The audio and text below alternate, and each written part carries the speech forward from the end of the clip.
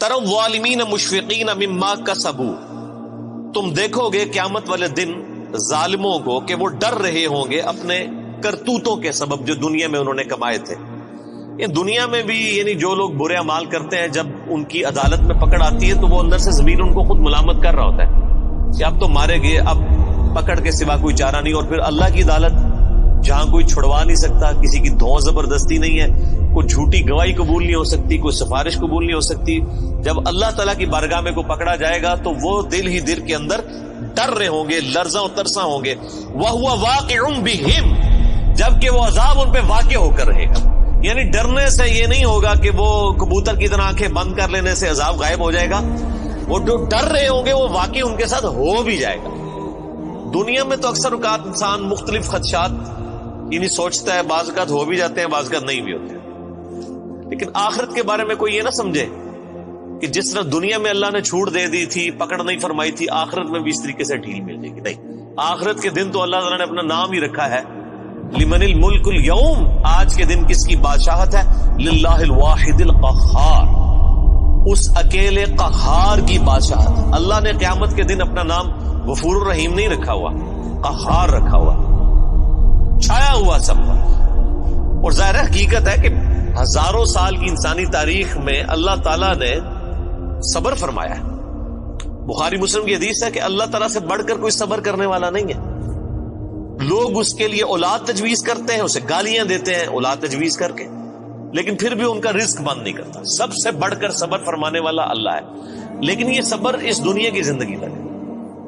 آخرت کی زندگی میں اللہ تعالیٰ نے پھر کسی کا لحاظ نہیں کرنا، حق کا وہ تو پھر واضح آ گیا۔ وَمَن يَعْمَلْ مِثْقَالَ ذَرَّةٍ خَيْرًا يَرَهُ وَمَن يَعْمَلْ مِثْقَالَ ذَرَّةٍ شَرًّا يَرَهُ، جس نے ذرے کے برابر بھی نیکی کی ہوگی وہ بھی پیش کر دی جائے گی، اس کے سامنے رکھ دی جائے گی، اور جس نے ذرے کے برابر گناہ بھی کیا ہوگا وہ بھی سامنے رکھ دیا جائے گا۔ یہاں تو اکثر لوگ کہہ دیتے ہیں جی اللہ تعالیٰ نے چھوٹی چھوٹی گلاں نال کی لینا دینا، اور اللہ تو ہمارا ذرے کے برابر بھی نیکی کی اجر پاؤ گے، اور ذرے کے برابر گناہ بھی کیا اس کا پھر تم انجام دیکھ لو۔ بولے اعوذ باللہ تعالی اللہم اجرنا من النار، اللہم اجرنا من النار، اللہم اجرنا من النار، اللہم من احییتہ منا فاحیہ علی الاسلام ومن توفیتہ منا فتوفہ علی الایمان۔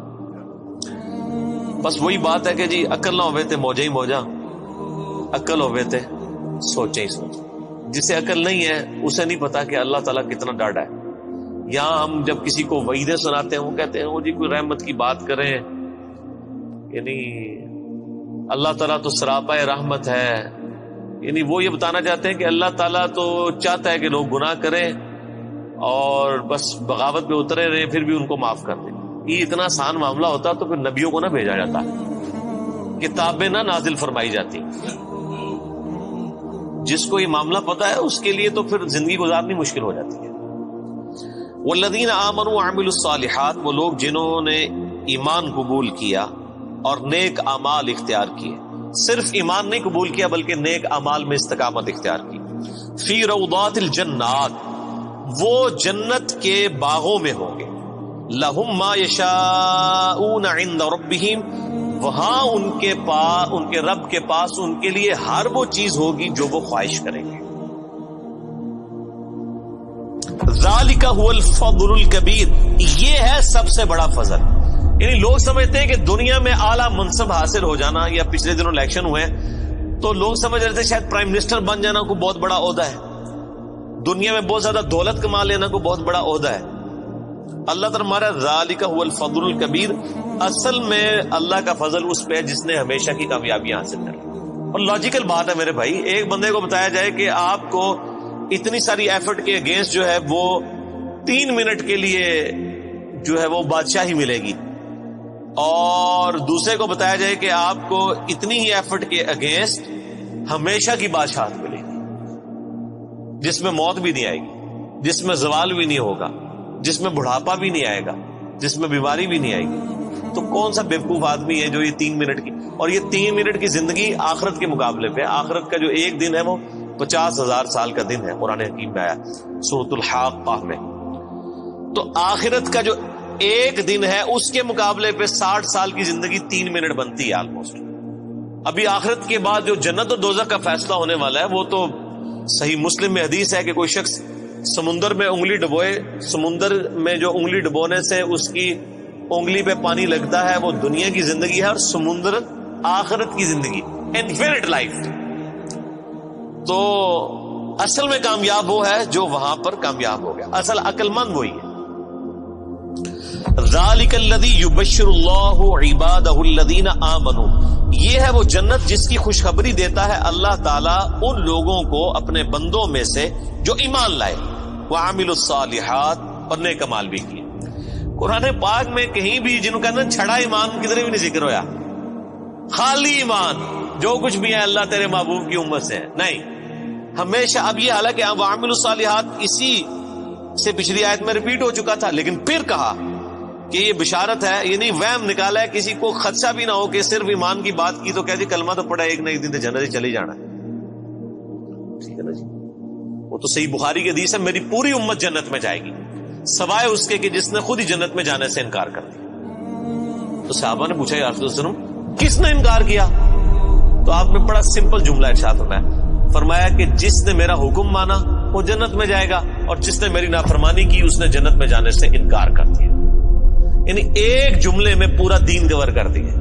یہاں پہ لوگ کہتے ہیں او جی وہ جناب وہ داڑھی کی اسلام تو نہیں ہے نا جی, اور صرف نمازیں ہی تو اسلام نہیں ہے نا. تو کون کہہ رہا ہے کہ صرف داڑھی اور نمازوں میں اسلام ہے؟ لیکن اسلام میں تو یہ ساری چیزیں موجود ہیں.